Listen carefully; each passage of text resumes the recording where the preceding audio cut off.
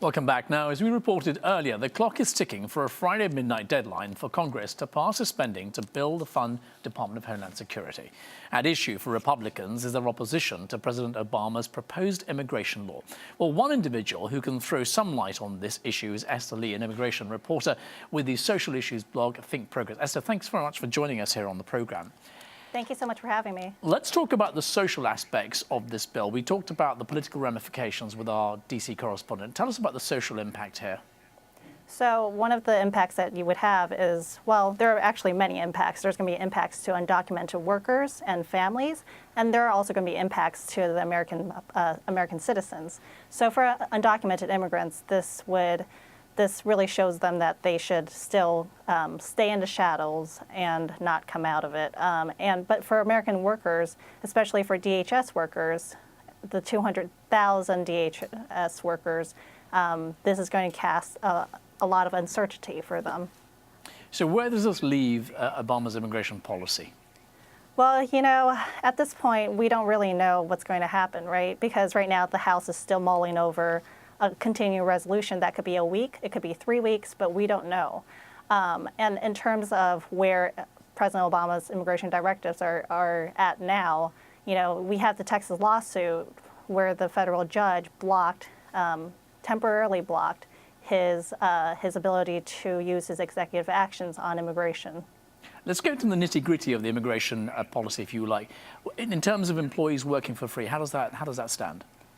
You know, I talked to 2 TSA agents, one of whom was a TSA union president, and he was not happy. Neither one of them were happy. They were both very worried about having to pay for their mortgage and for their car payments, you know, everything.